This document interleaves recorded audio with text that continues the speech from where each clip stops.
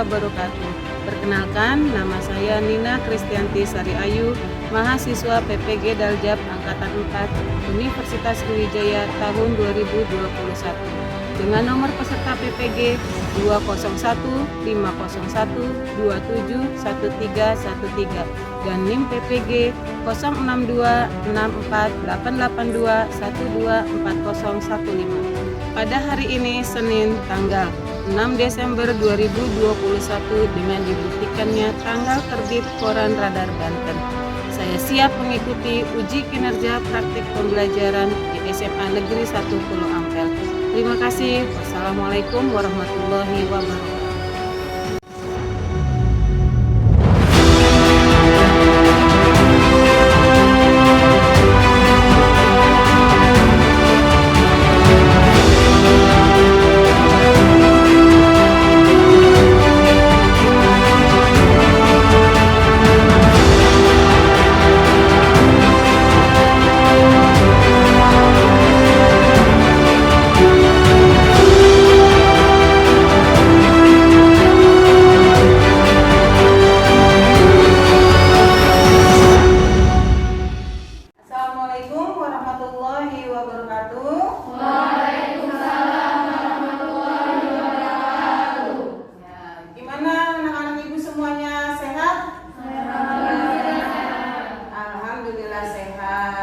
Sebelum kita memulai pembelajaran hari ini, lebih baik kita berdoa dulu bersama-sama. Baiklah, dipimpin oleh ketua kelas, silakan memimpin doanya. Kita belajar bersiap. Siap. Sebelum belajar, mari kita bersama-sama membaca doa mulai.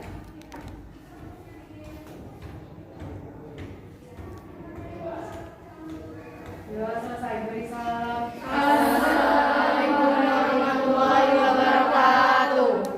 Waalaikumsalam warahmatullahi wabarakatuh. Baik anak-anak, supaya kita lebih semangat sebelum kita melanjutkan pembelajaran, kita apa biasanya melakukan apa? Yel-yel. Bagaimana yel-yel kelas 10 MIPA? Silakan Cynthia dipimpin. 10 MIPA. Iya kan, belajar aktif.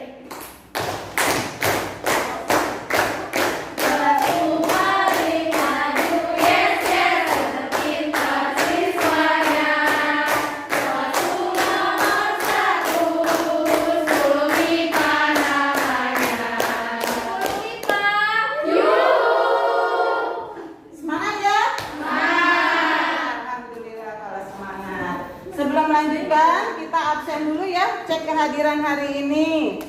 Ada yang tidak masuk untuk hari ini? Hadir semua? Alhamdulillah kalau hadir semua ya. Nah, supaya lebih enak lagi, kursinya diputar menghadap ibu karena kita akan mulai memasuki pembelajaran hari ini. Sudah diputar semua menghadap ke depan ya. Sebelum memasuki materi inti, Ibu akan mengingatkan kembali materi pada pertemuan sebelumnya atau pada pertemuan minggu lalu ya. Ada yang masih ingat dengan apa yang dimaksud dari ikatan ion? Siapa yang menjawab? Angkat tangan. Saya, Bu. Cindy, ya, apa ikatan ion Cindy? Ikatan yang terjadi berdasarkan serah terima atau perpindahan elektronnya.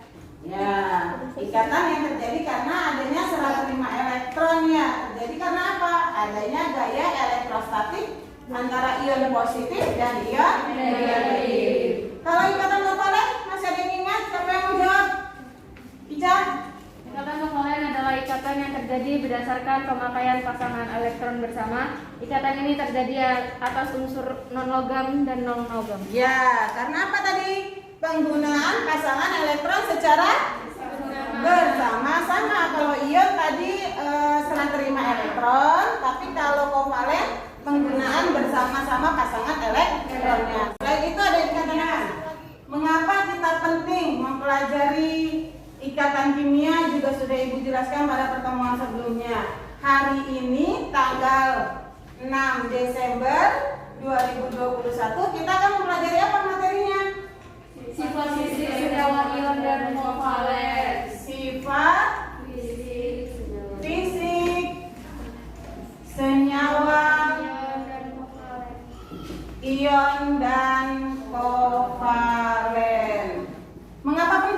mempelajari materi ini? Ada yang tahu? Kita sehari-hari nih, ibu memasak di dapur, menemukan apa di dapur? Ada apa? Garam. Selain itu ada apa lagi? Kalau mau bikin bakwan, gorengan, kita menggunakan apa? Minyak. Nah, minyak itu kan merupakan contoh dari senyawa apa kemarin yang sudah kita bahas? Kovalen. Kalau garam tadi termasuk contoh senyawa ion. Itulah mengapa kita penting mempelajari sifat fisik senyawa ion dan kovalen, karena dalam kehidupan sehari-hari kita sering menjumpai senyawa-senyawa tersebut. Nah, fisik senyawa ion dan kovalen. Selanjutnya untuk hari ini kompetensi dasarnya, ada yang mau membacakan? Siapa yang membacakan? Silakan, salah satu. Ya. Merancang dan melakukan percobaan untuk menunjukkan karakteristik senyawa ion atau senyawa kovalen berdasarkan beberapa sifat fisik. Ini kompetensi dasar yang harus kita capai ya. Kemudian selain kompetensi dasar ada apa? Siapa lagi yang mau membacakan? Indikator pencapaian kompetensi atau IPK apa? Satu. Merancang percobaan untuk membandingkan kelarutan senyawa ion dan senyawa kovalen dalam pelarut polar dan non-polar. Kemudian mengamati sifat hantaran senyawa ion dan kovalen melalui percobaan. Mempresentasikan hasil pengamatan sifat fisik senyawa ion dan kovalen. ya, selanjutnya ada apa ini yang harus kita capai hari ini? Seperti biasanya, siapa yang mau membacakan? Cynthia, boleh Cynthia gantian. Tujuan pembelajaran melalui kegiatan pembelajaran dengan mendekatkan saintifik menggunakan model pembelajaran inkurir terbimbing dengan mengalih informasi dari berbagai sumber dan praktikum sederhana. Dibuka dulu LKPD-nya. Silakan dibuka LKPD-nya. Ini kita sudah memulai masuk tahap yang pertama. Apa tahap pertama? Orientasi masalah. Orientasi masalahnya ada apa ini di sini? Gambar ya. Gambar apa nih? Terlihat tidak gambarnya? Gambar apa ini? Ada apa nih? Minyak. Ini air laut. Artinya ada tumpahan minyak atau kilang minyak yang bocor di dalam laut ini. Nah, kira-kira dari sini apa yang bisa kalian amati dari kejadian berikut ini? Ya, di sini ada minyak, ada air laut. Kenapa? Kok terpisah ya? Jadi masalah nggak tuh? Itu suatu permasalahan kan? Air laut tidak dapat bercampur dengan minyak. Nah, untuk memperjelasnya, kalian perhatikan video ini. Ya, Ibu putar dulu videonya. Akan dilihat. Tumpahan minyak berwarna hitam mencemari wilayah pesisir pantai di Kecamatan Katibung, Lampung Selatan, Lampung. Tumpahan minyak mencemari pantai hingga radius 1 km dari garis pantai. Tumpahan minyak tergolong limbah B3 berbahaya dan beracun karena dapat membahayakan kesehatan dan merusak lingkungan. Limbah minyak telah mencemari pesisir pantai sejak hampir sepekan terakhir. Diduga limbah minyak mencemari perairan Teluk Lampung berasal dari tumpahan kapal pengangkut aspal curah. Pencemaran serupa juga terjadi di Kabupaten Tanggamus dan Pesawaran. Rumah wisata yang masuk ke pantai Sebalang ini. Cuman sayangnya air lautnya lagi tercemar limbah oli. Nah, jadi kalau kita Wisatawan dan warga di pesisir pantai. Nah, perhatikan tahap selanjutnya setelah orientasi masalah apa? Membuat rumusan masalah. Dari mana rumusan masalahnya? Dari tadi yang kita lihat ini ada gambar. Kira-kira apa masalahnya? Yang ada di benak kalian apa? Mau membuat pertanyaan apa? Nanti rumusan masalahnya dibuat dalam bentuk apa? Pertanyaan. Kemudian nanti setelah itu kalian lagi lihat ini videonya apa rumusan masalahnya. Selain ini kita akan mengamati atau melakukan demonstrasi percobaan yang akan melakukan nanti salah satu kelompok ya, perwakilan boleh. Di sini percobaannya yang pertama mengenai apa? Kelarutan apa? senyawa ion dan senyawa kovalen. Di sini menggunakan pelarut air. Yang kedua adalah pelarut minyak goreng. Kemudian bahan yang akan dilarutkan ada apa? Garam dapur atau NaCl, dan satu lagi apa? Deterjen. Nah, yang mempersingkat waktu, Ibu persilakan untuk kelompok yang akan mendemonstrasikan setelah yang Ibu infokan kemarin ya. Kelompok siapa? Cindy ya? Kelompok Ica sama Agni dan kawan-kawan yang akan demonstrasi, silakan maju ke depan. Bismillahirrahmanirrahim. Assalamualaikum warahmatullahi wabarakatuh. Waalaikumsalam warahmatullahi wabarakatuh. Kami dari kelompok 1 akan melakukan demonstrasi percobaan sederhana dengan menggunakan bahan yang ada dalam kehidupan sehari-hari, diantaranya air, gula, air, deterjen, dan minyak goreng, dengan tujuan untuk membandingkan kelarutan sifat senyawa ion, senyawa kovalen polar, dan senyawa kovalen nonpolar, dan juga untuk membandingkan daya hantar listrik senyawa ion dan senyawa kovalen. Alat yang kami gunakan: gelas, sendok, garam, deterjen, minyak, dan air. Langkah-langkah percobaan: masukkan masing-masing bahan yang akan diuji ke dalam gelas, tuangkan ke dalam pelarut air dan pelarut minyak, aduk menggunakan sendok dan amati apa yang terjadi dengan senyawa di dalam gelas tersebut. Isilah hasil pengamatan yang dilakukan ke dalam tabel pengamatan yang ada di LKPD masing-masing. Tuangkan garam secukupnya ke dalam gelas. Lalu tuangkan air secukupnya. Aduk hingga merata. Dikelilingkan saja ke temannya biar kelihatan sama temannya. Garam. Diperlihatkan supaya jelas ya. Tuangkan minyak.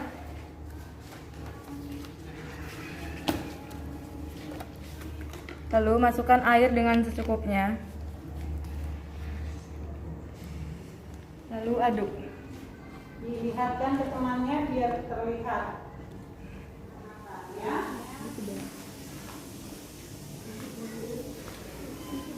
Kelihatan nggak? Masukkan garam ke dalam gelas. Lalu tuangkan minyak secukupnya.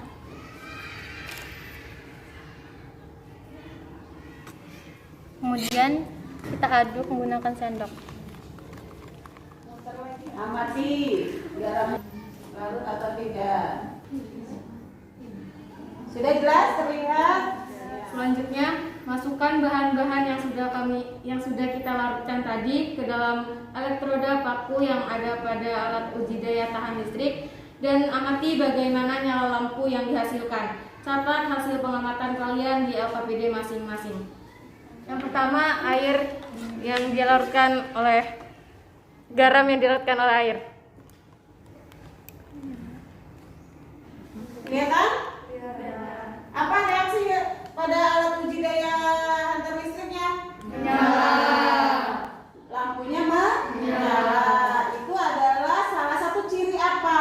Nanti ya ditulis lagi dalam tabel pengamatannya uji daya hantar listriknya.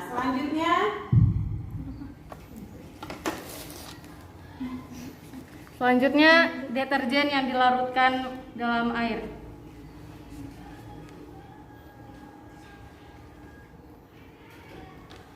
terlihat ada perubahan tidak pada alat uji daya hantar listriknya? Ada. Nyala tidak lampunya? Tidak. Tidak. Tulis lagi dalam tabel pengamatannya. Kemudian kalau untuk air dengan deterjen, menyala tidak? Tidak. Tidak menyala. Kemudian minyak dengan air? Tidak menyala juga. Masukkan dalam tabel pengamatan kalian ya. Silakan sudah. Kita kasih pause dulu buat yang sudah demonstrasi di depan. Silakan. sekian dari kami. Selebihnya kurang lebihnya nih kami minta maaf yang sebesar-besarnya jika ada salah kata dari kami. Terima kasih. Wassalamualaikum warahmatullahi wabarakatuh. Demonstrasi yang tadi sudah teman kalian lakukan ini pun dimasukkan dalam apa? Tabel pengamatan. Kemudian dalam apa tadi yang disatukan dengan gambar, dengan video apa? Rumusan masalah. Selain itu ada apa lagi? Rumusan masalahnya lihat LKPD-nya. Setelah ada tabel pengamatan ada apa di LKPD-nya? Ada tabel apa? Tabel titik lele dan titik didih. Coba kalian amati itu, masukkan juga dalam rumusan masalahnya ya. Nah, silakan dikerjakan dulu, Ibu beri waktu ya untuk tahap yang kedua yaitu rumusan masalah. Silakan.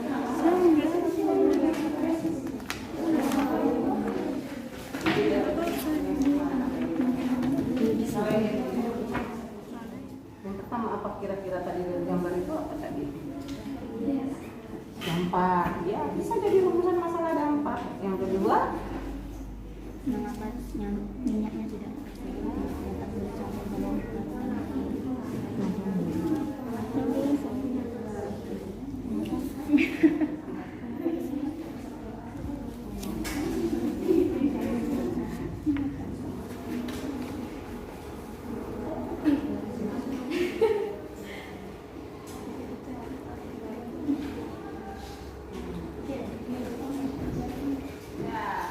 kalau tahap tadi yang pertama orientasi masalah ya, yang kedua tahapnya adalah rumusan masalah. Nah, yang ketiga apa? Tahap yang ketiga apa? Merumuskan hipotesis. Merumuskan hipotesis. Apa merumuskan hipotesis itu? Jawaban sementara. Jawaban sementara kita. Kira-kira dari rumusan masalah yang di atas itu apa jawaban kita yang sementaranya ya? Lanjut, berarti tahap ketiga merumuskan hipotesis. Ibu kasih waktu lagi 10 menit ya. langsung ke lingkungannya sama kan Nah, yang merumuskan hipotesisnya udah dapat berapa coba dulu.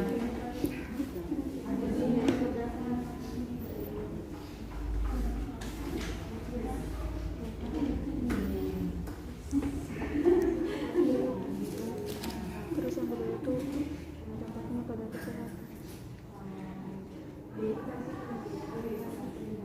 5 menit lagi ya. Kalau sudah semua, tahap selanjutnya apa setelah hipotesis?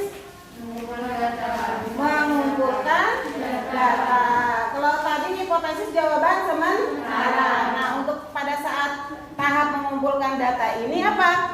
Mencari jawaban yang sebenarnya. Dari apa mencari jawaban sebenarnya? Sumber belajar. Contohnya apa? Bahan ajar yang sudah Ibu berikan ya. Ini bahan ajarnya sudah Ibu berikan. Silakan dilihat di sini untuk mengumpulkan data. Selain itu cukup tidak ada di sini? Tidak. Ya, boleh apa?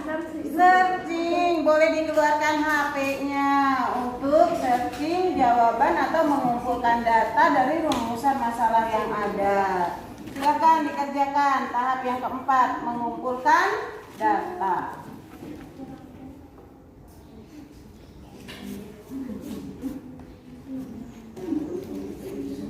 Mengumpulkan data diisi LKPD-nya.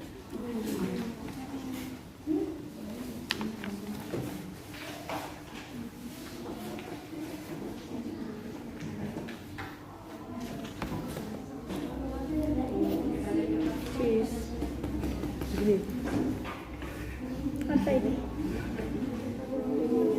Iya tadi ada bilang itu jenis ikatannya apa tadi kalau dia dari wujudnya gitu kan ya.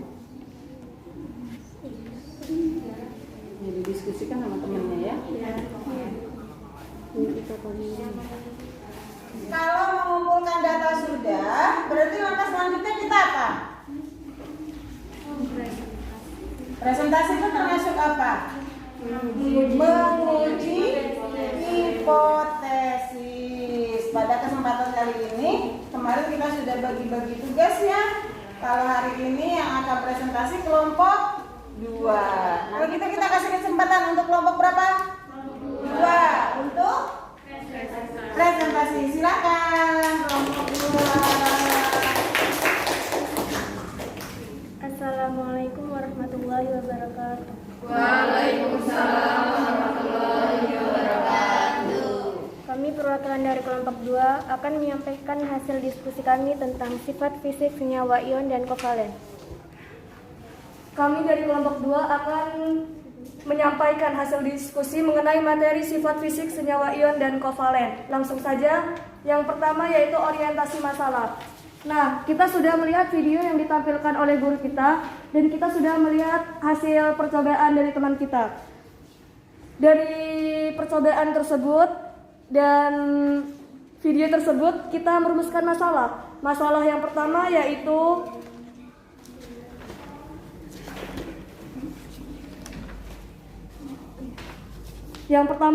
apa dampak bahaya dari kejadian tersebut? Yang kedua, mengapa minyak tersebut tidak dapat bercampur dengan air di lautan?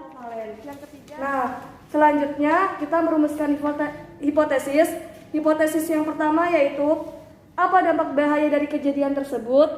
Kelompok kami menjawab ada 2 dampak, berdampak langsung pada lingkungan. Yang pertama, air laut menjadi tercemar. Yang kedua, resiko terjadi kebakaran. Berdampak langsung bagi kesehatan. Yang pertama, jika terkena kulit menimbulkan gatal-gatal. Nah, setelah kita melihat teman kita yang melakukan demonstrasi percobaan, kita dapat tidak menyala. Yang kedua yaitu deterjen. Jenis ikatan sampelnya kovalen polar. Pelarut air, sifat pelarut polar. Hasil pengamatan larut. Nyala lampu pada alat uji tidak menyala. Kami mengumpulkan data. Yang pertama adalah pengamatan wujud senyawa. Air minum, jenis ikatannya kovalen polar. Wujud pada suhu kamar, cair. Minyak goreng, jenis ikatannya kovalen non polar. Wujud pada suhu kamarnya cair. Materi yang termasuk senyawa kovalen adalah air, minyak, deterjen dan memiliki wujud cair padat pada suhu kamar.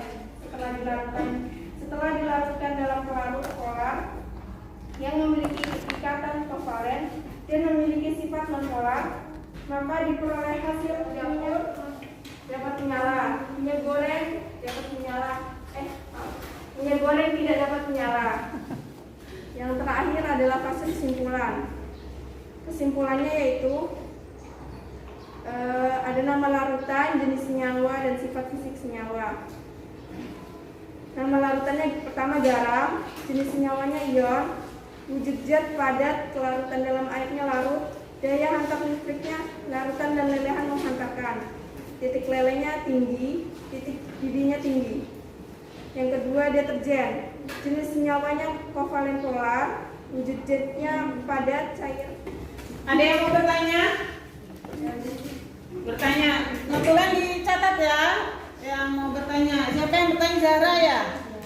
Zara, apa pertanyaannya? Kenapa sih titik didih dan titik leleh senyawa ion lebih tinggi daripada senyawa kovalen? Kenapa titik didih senyawa ion lebih tinggi dari senyawa kovalen? Mau dijawab dari kelompok atau ada temen yang mewakili menjawab? Dari kelompok yang di depan, ada yang mau ditambahkan jawabannya seperti itu atau bagaimana? Seperti itu Bu, sama aja ya, karena daya tarik antara ion positif dan ion negatif cukup besar sehingga dibutuhkan juga energi yang cukup besar. Untuk apa? Untuk memutuskan pada senyawa ion tersebut. Memutuskan apa? Ikatan ya? Sehingga terjadilah titik didih pada senyawa ion cukup besar, lebih besar daripada senyawa kovalen. Iya, itu ya jawabannya ya. Terima kasih. Mohon maaf apabila ada kesalahan. Wassalamualaikum warahmatullahi wabarakatuh. Waalaikumsalam warahmatullahi wabarakatuh. Kita kasih plus.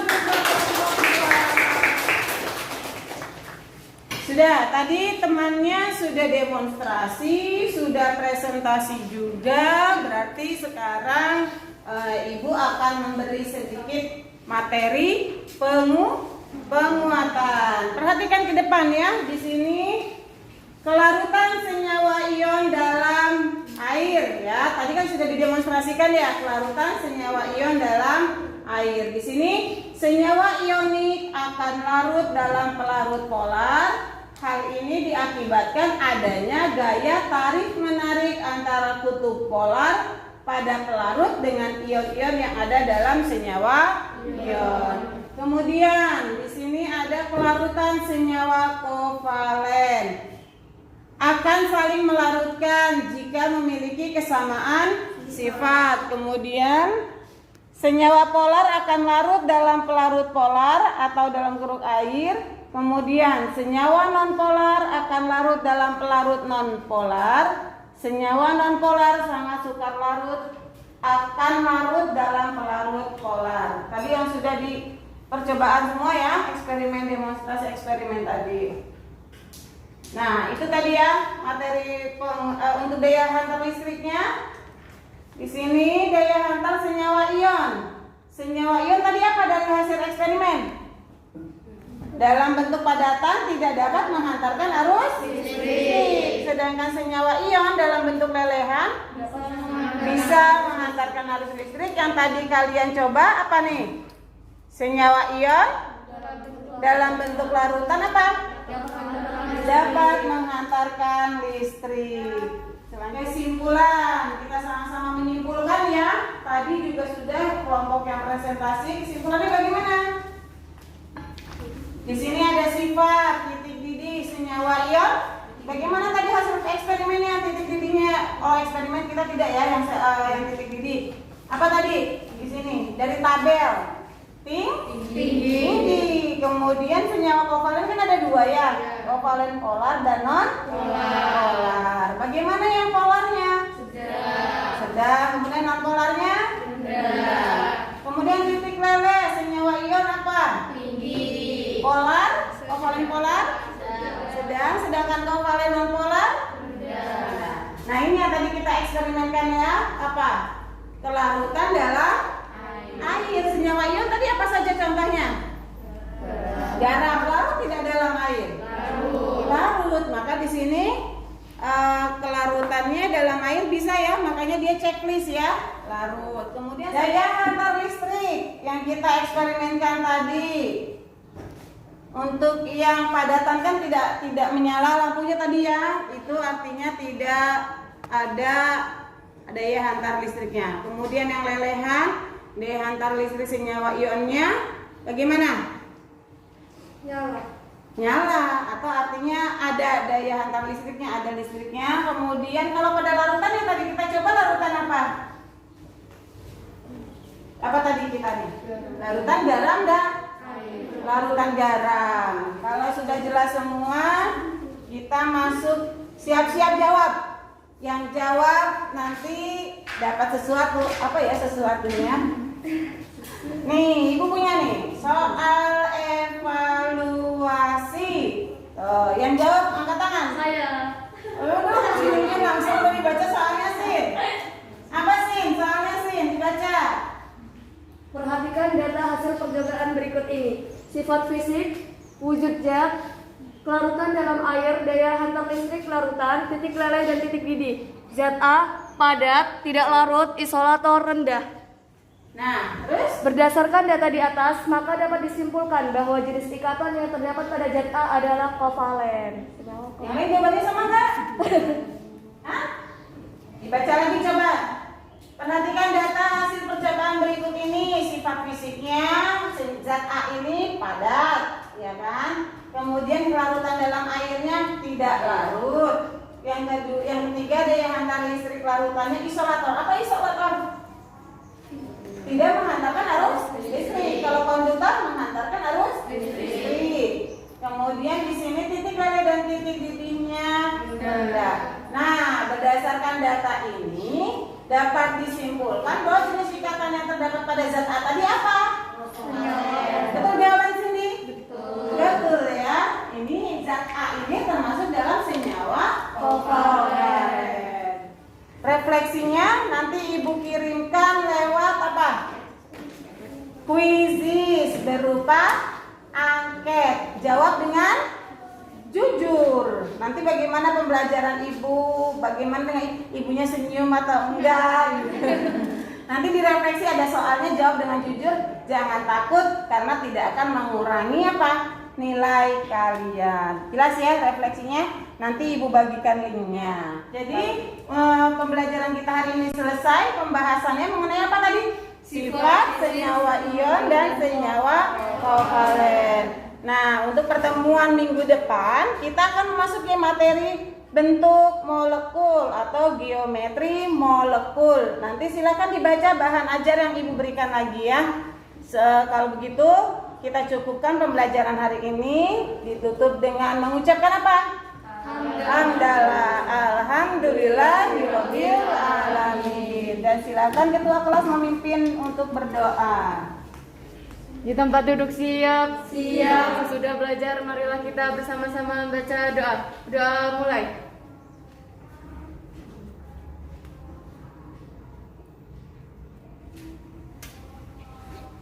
Berdoa selesai, beri salam. Assalamualaikum